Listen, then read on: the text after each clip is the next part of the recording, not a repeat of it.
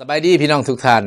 ยินดีต้อนรับพี่น้องเข้าสู่พระคำของพระเจ้าอีกเทื่อหนึ่งซึ่งเฮากำลังเว้ากันเรื่องเกี่ยวข้องกับการเลือกสู่ภารกิจพิเศษใดหนึ่งและบางคลิปที่ผ่านไปนั้นข้าพเจ้าได้เว้าเกี่ยวข้องกับการเลือกมาเพื่อเกิดผลหลายบัดนี้เฮาสิมาเว้าเกี่ยวข้องกับหัวข้อเกิดผลในด้านการดำเนินชีวิตให้พี่น้องมีโอกาสได้เบิ่งพระคำของพระเจ้านํกันซึ่งพระคำของพระเจ้าที่เฮาสิอ่านนํกันมื้อนี้อยู่ในพระคำของพระเจ้ามัทธิวบทที่5ข้อที่13ถึง16มัทธิวบทที่5ข้อที่13ถึง16ได้กล่าวดังนี้เจ้าทั้งหลายเป็นเกลือสำหรับมวลมนุษย์โลกแต่ถ้าเกลือมุดลดเค็มแล้วจะเฮ็ดให้เค็มขึ้นได้อีกอย่างใดมันบ่มีค่าเสียเลยดังนั้นจึงมีแต่ยุ่นทิ่มให้คนเหยียบย่ำเท่านั้นพวกเจ้าเป็นแสงสว่างสำหรับโลกนี้เมืองที่ตั้งอยู่เทิงเนินภูก่อเป็นที่กังบังไว้บ่ได้บ่ฮอนมีผู้ใดเมื่อใต้โคมไฟแล้วจะเอาเข้าไปไว้ในกระบุงแต่เคยตั้งไว้ในเทิงที่สูงเพื่อให้ส่องแจ้งใส่คนทั้งทุกๆคนที่อยู่ในเฮือนนั้นในทำนองเดียวกันนี่แหละจงให้แสงสว่างที่อยู่ในพวกเจ้านั้นส่องแจ้งต่อคนทั้งหลายเพื่อว่าพวกเขาจะได้เห็นคุณความดีที่พวกเจ้าได้เฮ็ดนั้นและพวกเขาจะได้สรรเสริญพระบิดาเจ้า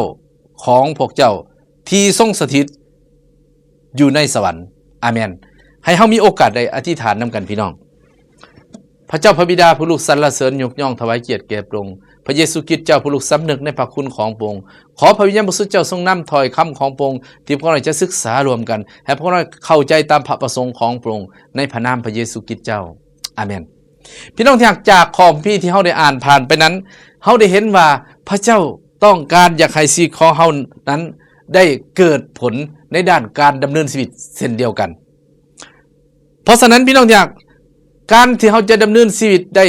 เกิดผลและเป็นแบบอย่างใดนั้นพระคำของพระเจ้าว่าให้ชีวิตของเราทั้งหลายนั้นเป็นเกลือให้เราทั้งหลายนั้นเป็นเกลือเกลือนี่เป็นสิ่งที่เราใส่ในชีวิตประจำวันพี่น้องหลายคนก็จะเข้าใจเกี่ยวกับคุณภาพของเกลือรสชาติของเกลือเป็นอย่างดีสำหรับพระคำของพระเจ้าได้เปรียบว่าชีวิตของเรานั้นต้องเป็นดั่งเกลือหรือว่าเป็นเหมือนเกลือพี่น้องเพิ่นว่าเป็นเกลือสำหรับมวลมนุษย์โลกมวลมนุษย์โลกหมายถึงคนทั้งหลายที่อยู่ในโลกความหมายฉะนั้นคุณภาพของเกลือนี้เฮ็ดหยังเฮ็ดให้มีรสชาติเมื่อปรุงแต่งอาหารถ้าหากอาหารนี่บ่มีเกลือนี่กินนี่ถึงว่าอาหารนั้นสิเป็นอาหารที่ว่าขึ้นชื่อว่าแซ่บแต่ว่าถ้าบ่มีเกลืออาหารนั้นก็จะบ่มีรสชาติที่แซ่บซ้อยฉะนั้นพระเจ้าบอกว่าเฮาเป็นเกลือนั้นคุณภาพของเกลือนี่เพื่อเอื้อสิ่งใดสิ่งหนึ่งโดยเฉพาะเป็นอาหารบ่ให้บูดเน่านอกเหนือจากเฮ็ดให้มีรสชาติเพราะฉะนั้นชีวิตของคริสเตียนนั้นเป็นแบบอย่างเป็นเกลือหมายความว่าเฮ็ดให้ชีวิตของคนอยู่ในโลกนี้ได้สัมผัสกับรสชาติที่แซ่บ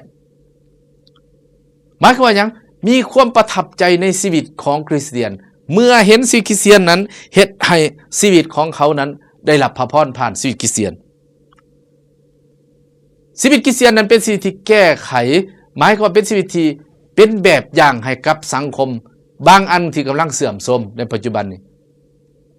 ชีวิตของเฮาเมื่อเฮาเข้าไปอยู่นั้นเฮาจะบ่ได้เป็นเหมือนพระคัมภีร์บอกว่าบ่ได้เป็นเหมือนกับโลกหมายถึงว่าจิตการของโลกอันที่บ่ดีบ่ว่าจะเป็นเรื่องศีลธรรมบ่ว่าจะเป็นเรื่องการดำรงอยู่ของชีวิตมนุษย์อยู่ในโลกนี้หลายอันที่ผิดต่อพระคำของพระเจ้าหลายอันที่ผิดต่อกฎหมายบ้านเมืองแต่ว่าคริสเตียนนั้นควรเชื่อฟังถ้อยคำของพระเจ้าและเฮ็ดตามกฎหมายบ้านเมืองเกลือนั้นเป็นสิ่งที่ฆ่าเชื้อโรคบางชนิดฉะนั้นเฮาสิเห็นเนาะในสมัยโบราณโดยเฉพาะเนาะคนเป็นบาดเป็นแผลนี่เพิ่นก็เอาเกลือใส่แม้แต่สัตว์สาบาสิ่งแสดงว่ามันสามารถป้องกันเชื้อโรคและก็ฆ่าเชื้อโรคบางชนิดได้เพราะชีวิตคริสเตียนนั้นควรสิเป็นชีวิตที่สามารถต้านทานกับความชั่วร้ายความเสื่อมทรามของสังคมบางอย่าง แต่ว่าถ้าเฮาสิเป็นแนวนั้นได้นี้ชีวิตของเฮาก็กลับมาอย่างเดิมคือการอย่างพี่น้องเข้าสนิทกับพระองค์การเพิ่งการนำขององค์พระวิญญาณบริสุทธิ์เจ้าการเสื่อฟังถ้อยคำของพระเจ้าพระคัมภีร์บอกว่าคนที่ได้ยินถ้อยคำของพระเจ้าและปฏิบัติตามคนนั้นเป็นคนฉลาดเพราะคนที่จะแก้ไขปัญหาสิ่งเน่าหมิ่นต่างๆได้นี้จำเป็นจะต้องเป็นคนที่ซ้ำซองและฉลาดมีสติปัญญาพิเศษจากพระองค์ความรู้คนเฮานี่มีหลายแต่ว่าความฉลาดนี้จำเป็นต้องได้เพิ่งพาพระเจ้าฉะนั้นอยู่ในพระคำของพระเจ้า1ทิโมธีบทที่4ข้อที่16ก็ได้กล่าวไว้อย่างชัดเจนเกี่ยวกับเรื่องชีวิตที่เป็นแบบอย่างและอยู่ในโกโลไซบทที่3ข้อที่8ถึงข้อที่10พระคำของพระเจ้าว่าเฮานี่ถูกเลือกมาฉะนั้นเฮาจงประหารนิสัยส่วนที่เอียงไปฝ่ายโลกเพราะถ้าคนที่จะเป็นเกลือได้นี้จะต้องชีวิตจะบ่เป็นเหมือนโลกนี่บ่เป็นเหมือนค่านิยมของคนที่บ่รู้จักพระเจ้าฉะนั้นเป็นผู้ที่ถูกสร้างขึ้นใหม่เป็นผู้ที่สึกสร้างขึ้นใหม่ในพระเยซูคริสต์เจ้าหรือโดยพระคำของพระเจ้าเมื่อเฮามาเชื่อในองค์พระเยซูคริสต์เจ้าชีวิตของเฮานั้นจำเป็นจะต้องมีการเปลี่ยนแปลงให้เป็นเหมือนพระองค์หลายขึ้นเฮาจึงจะสามารถเป็นเกลือที่มีรสเค็มสามารถเป็นเกลือที่มีคุณภาพแต่พระคำของพระเจ้าบอกว่าเกลือในคันเบิดรสเค็มนี่มันจะบ่มีค่าฉะนั้นคุณค่าของเกลือคือความเค็มคุณค่าของชีวิตคริสเตียนคือการที่ดำเนินชีวิตตามถ้อยคำของพระองค์ดำเนินชีวิตในทางของพระเจ้าโดยการนำของพระวิญญาณบริสุทธิ์เจ้าเป็นชีวิตที่เห็นการเปลี่ยนแปลงที่ชัดเจนจากเบื้องหลังจากแต่ก่อนมาเสือองค์พระเยซูคริสต์เจ้าฉะนั้นเขาจะบ่สามารถเปลี่ยนแปลงด้วยกำลังของเขาพี่น้องแต่เขาจะได้รับการเปลี่ยนแปลงโดยเดชพระวิญญาณบริสุทธิ์เจ้าพระคัมภีร์บอกว่าเพลงเขาก็ร้องพี่น้องว่าบ่แม่นฤทธิ์บ่แม่นแห้งแต่เข้มแข็งด้วยพระวิญญาณและฟิลิปปบทที่4ข้อ13ก็บอกว่าเฮาสามารถสู้กับทุกสิ่งได้โดยพระองค์ผู้ทรงสู้กำลังเฮาบ่จะสู้กับเนื้อหนังของเฮาพี่น้องแนวความคิดที่บ่ถูกต้องตามพระคำของพระเจ้าหรือสิ่งบ่ดีต่างๆโดยหยังพี่น้องโดยอำนาจของพระวิญญาณบริสุทธิ์เจ้าโดยพระคำของพระเจ้าฉะนั้นพี่น้องที่รักทั้งหลายขอให้ชีวิตของเฮานั้นเป็นเกลือที่มีประสิทธิภาพและประสิทธิผลอันนี้อันที่1พี่น้องเรื่องการเกิดผลในการดำเนินชีวิตเฮาสิมาเบิ่งประการที่2นำกันพี่น้องอยู่ในประการที่2นี้พระคำของพระเจ้าได้เว้าอย่างชัดเจนว่าให้เฮาทั้งหลายนี่เป็นแสงสว่างสำหรับโลกวงญาณนี่เป็นเกลือพี่น้องบัดนี้ให้เป็นแสงสว่างแสงสว่างบ่แม่นแสงสว่างน้อยๆพี่น้องสำหรับโลกหมายความว่าสำหรับคนทั้งหลายหลายต่อหลายครั้งชีวิตคริสเตียนของเฮาพี่น้องเฮาเป็นแบบแสงอย่างพี่น้องแสงตะเกียงน้อยๆแบบแสงแมงหิ่งห้อยสิพ่อเยื่องทางให้เห็นหุ่งก็ยากคันสิว่าบ่มีแสงเลยก็บ่ได้เพราะมีน้อยหนึ่งแต่พระเจ้าจะให้เฮามีแสงสว่างใหญ่แสงสว่างสำหรับโลกนี่เพื่อหยังมีน้องแสงสว่างมีไว้เพื่อหยังเพิ่นว่าเพื่อส่องแจ้งแก่คนทั้งหลายเนาะเพื่อส่องแจ้งแก่คนทั้งหลายเพื่อให้คนทั้งหลายได้เห็นแสงสว่างนี่อันที่1มีไว้เฮ็ดหยังเพื่อเยื่องทางในการเดินทางพี่น้องถนนหนทางนี่ถ้าหากบ่มีแสงสว่างนี่โอกาสที่จะเกิดอุบัติเหตุมีสูงถ้าเฮาไปตามป่าถ้าเฮาบ่มีแสงไฟพี่น้องโอกาสเฮาสิเตะสะดุดก็มีสูงถ้าเตะสะดุดมาเป็นหยังพี่น้องเจ็บบางเทื่อเจ็บแต่เฮาบางเทื่อเจ็บมีผลกระทบกับคนรอบข้างด้วยไปล้มตำคนอื่นเพราะฉะนั้นพระเจ้าเรียกห้องเฮาเพื่อที่จะเฮาจะเดินในทางที่ถูกต้องหมายถึงว่าวิถีชีวิตที่ถูกต้องตามพระคำของพระเจ้าพระคำของพระเจ้าเป็นจังไดเพลงสรรเสริญบทที่119ข้อที่105พระคำของพระเจ้าบอกว่าพระคำของพระเจ้าเป็นเหมือนโคมหรือแสงไฟที่นำทางเดินขน่อยฉะนั้นชีวิตคริสเตียนจะเป็นแสงสว่างได้ก็ต่อเมื่อผู้นั้นยึดแน่นในพระคำของพระเจ้าผู้นั้น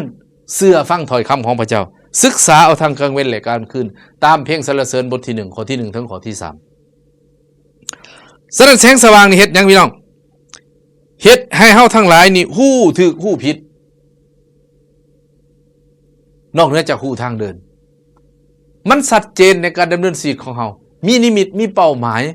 มีวิธีการมีความชัดเจนในการดำเนินชีวิตว่าเขาควรดำเนินชีวิตอย่างไรพระคำของพระเจ้าได้บอกเขาว่าเขาอยู่กับครอบครัวแนวใดอยู่กับสังคมแนวใดอยู่กับจิตจักรแนวใดเพราะฉะนั้นพระคำของพระเจ้าบอกว่าให้เขาส่องไปในความมืดแสงสว่างให้ส่องไปในความมืดเพื่อยังเพื่อบอนมืดนะมันจะแจ้งสันนิษฐานของที่เป็นแสงสว่างจึงสามารถส่องไปในความมืดและคนที่อยู่ในความมืดก็จะเห็นแสงสว่างว่าโอ้ชีวิตคริสเตียนเป็นแสงสว่างแท้เมื่อมาเชื่อพระเยซูคริสต์เจ้าให้คนเห็นพระพี่บอกว่าเฮานี่เป็นตัวหนังสือชีวิตของเฮาเป็นตัวหนังสือของพระคริสต์ชีวิตของเฮาเป็นพระวิหารของพระเจ้าพี่น้องที่รักทั้งหลายหลายต่อหลายครั้งชีวิตของเฮาบ่ได้ส่องแจ้งแก่คนทั้งหลายเท่าที่ควรขอพระเจ้าช่วยข้าน้อยและท่านทั้งหลายอยู่ในพระคำของพระเจ้ากิจการบทที่2ข้อที่47พระคัมภีร์บอกว่าคนทั้งหลายได้พอใจในชีวิตคริสเตียนในคริสตจักรยุคแรกหมายว่าคนทั้งหลายแม้แต่คนต่างความเชื่อเมื่อเห็นชีวิตคริสเตียนเกิดการพอใจเกิดความประทับใจเพราะอย่างเพราะคนเหล่านั้นเดินกับพระคำของพระเจ้าเพราะคนเหล่านั้นเดินกับพระวิญญาณบริสุทธิ์เจ้าเพราะคนเหล่านั้นนมัสการพระเจ้าและรับใส่ปรุง2 โครินธ์บทที่5ข้อ17ก็เว้าเช่นเดียวกันว่าเหตุฉะนั้นถ้าผู้ใดอยู่ในพระคริสต์ผู้นั้นก็ถูกทรงสร้างขึ้นใหม่ฐานะเก่าเหล่านั้นก็ล่วงไปเบิ่งแม้กลายเป็นสิ่งใหม่ๆทั้งนั้นให้เห็นได้อย่างชัดเจนแจ่มแจ้งว่าเมื่อเฮาเชื่อพระเยซูชีวิตเก่าของเฮาล่วงไปพี่น้องแต่ถูกสร้างขึ้นใหม่โดยพระคำโดยการนำของพระวิญญาณบริสุทธิ์เจ้าพี่น้องที่รักตลอดเวลาที่ผ่านมาการดำเนินชีวิตของเฮาได้เป็นเกลือและแสงสว่างแล้วหรือยังหรือเฮาเป็นน้อยหนึ่งแต่ขอให้เฮาเป็นอย่างชัดเจน